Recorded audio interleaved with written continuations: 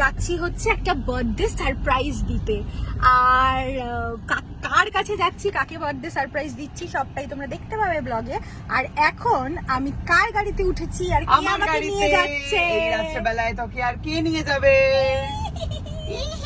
অনেকদিন পর ভাইটু। কেমন লাগলো রে আমার বাড়ির নিচে বসে খেতে? হ্যাঁ, সেটা মানে আমি প্রচন্ড খিদে পেয়ে গেছিল আমার, তো সেই জন্য একটা কাজ নিয়ে বেরিয়েছিলাম। দিয়ে আমি ভাবলাম যে ঠিক আছে, কাজটা ঠিকঠাক টাইমে হয়ে যাবে, তারপর হয়তো খাবো দাবো। ও বাবা, তারপর দেখলাম টাইম পুরো এদিক ওদিক হয়ে গেছে, প্রচন্ড খিদে পেয়ে গেছে, শরীর খারাপ করছিল। দিয়ে তারপরে আমি একটু একটা রুটি আর একটুখানি পনির কিনেছিলাম। তো সেটা খাবো কোথায়, জায়গা না পেয়ে লাস্টে সায়কের বাড়ির গ্যারেজের ভাঙা বেঞ্চে বসে আমি খেয়েছি। আর সেটা পুরোটা ও ফোনে রেকর্ড করেছে, অথচ একবারও বলেনি যে উপরে আয়, বসে ভালো করে খা, ঠান্ডা এসিতে। আপনারা সত্যিটা জানতে চান, আমার ব্লগটা গিয়ে দেখে আসুন, আমি বলেছি উপরে এসে খা। না, আমি যখন ফোনে ওকে বলেছি যে আমার প্রচন্ড খিদে পেয়েছে, আমি বাবা এখানে ভূতের মতো হচ্ছে কেন? এখানে ডিস্কো চলে। ও, ভূতেরা ডিস্কো করে। হ্যাঁ, লাইটটা কিরম ব্লিঙ্ক করছিল ভূতের সিনেমার মতো। তো যাই হোক, দিয়ে আমি যখন বললাম যে আমার খুব খিদে পেয়েছে রে, এখানে তো কোনো এত দেরি হয়ে গেল কাজ করতে করতে, কোনো দোকান পাচ্ছি না, তোর বাড়ির কাছাকাছি আছি মহামায়াতলাতে, এইসব যখন বললাম কোনো ভ্রুক্ষেপ নেই। তারপরে আমি নিজেই কোনো কিছু বললো না। তো যাই হোক, আমি তো ওখানে খাবার দাবার নিজেই কিনলাম, এবার খাবো কোথায়, জায়গা তো নেই। করে দিলি, বল যে আমি আর মা দুজনে মিলে একটুখানি খাবো, খেয়ে তবে বাড়ি ফিরবো, এই কথাটা বলেছিস তুই। আমি এরকম কিছু বলিনি। কিভাবে মানুষের মিথ্যে কথা যে চোখের সামনে কথা পাল্টায়, কিভাবে আমি চোখের সামনে দেখতে পাচ্ছি কথা পাল্টানো মানুষের। কিছু বলার নেই। মাথায় আবার ক্লিপ আটকেছে। হ্যাঁ, চুলটা সামনে বড় হয়ে গেছে না, সামনে ঝুলে পড়ে। হেয়ার কাট করবি না?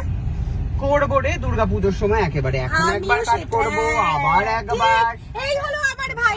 আমি সেম ভেবেছি যে আমি লাস্ট 3 মাস পার্লার যাচ্ছি না, কেউ এটা বিশ্বাস করবে না। আমার ভুরু গজিয়ে গেছে, আমার চুলের খুব বাজে অবস্থা, একটা স্পা দরকার, হেয়ার কাট দরকার, সব দরকার। কিন্তু তাও আমরা যাবো না। আমরা 3 মাসই প্ল্যান নিয়েছি, মানে পণ নিয়েছি। আমরা চুল কাটবো না, বাঁচাতে হবে। প্রত্যেক মাসে পার্লার গেলে হবে না। তো যাই হোক, টপিকটা ঘুরে গেল। তো আমি ওর গ্যারেজে বসে ওরকম খুব কষ্টের সঙ্গে আমি খেয়েছি, কিন্তু ও যাই হোক এসে একটু হাওয়া টাওয়া করে দিল। যখন দেখছি আমি দরদর করে ঘামছি, প্রচন্ড কষ্ট হচ্ছে আমার, তো সেইটুকু মানবিকতার খাতিরে ওইটুকু ও করেছে, সেটা আমি অস্বীকার করার কোনো জায়গা নেই। আর সায়ক যে যেতেও বলেছে সেটাও অস্বীকার করিস না মানবিকতার খাতিরে।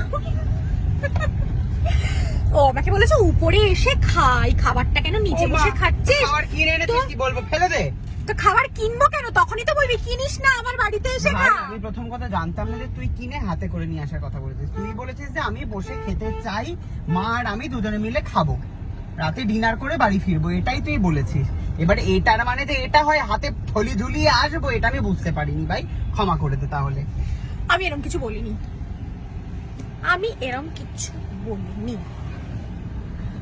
কিছু বলবি তুই?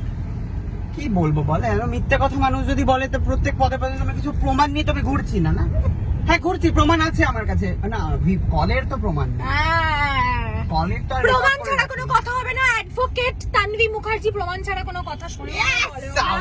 তানভি মুখার্জি জালি সবাই জানে, পুরো বাংলা জানে অ্যাডভোকেট তানভি মুখার্জি হচ্ছে জালি। তো গাড়ির মধ্যে ঝগড়া করতে করতে ফাইনালি পৌঁছে গেছি যার জন্মদিন, তার বাড়িতে পৌঁছাইনি, মানে এখন সিঁড়ির কাছে আছি। আর রেডি করবো হচ্ছে কেক ফেক। হ্যাঁ, ছোট্ট করে একটু রেডি হচ্ছে এখানে আয়োজন আমাদের, কিন্তু আমাদের কারোর কাছে আগুন নেই, কি করে মোমবাতি জ্বালাবো জানি না। কোনো বিড়ি ঘরকে যদি পেতাম এখানে, বুঝতে পারছি আগুনটা জ্বলবে কি করে। সেটাই ভাবছি। দেখুন কেকটা খুবই মিষ্টি, আমাকে ভূতের মতো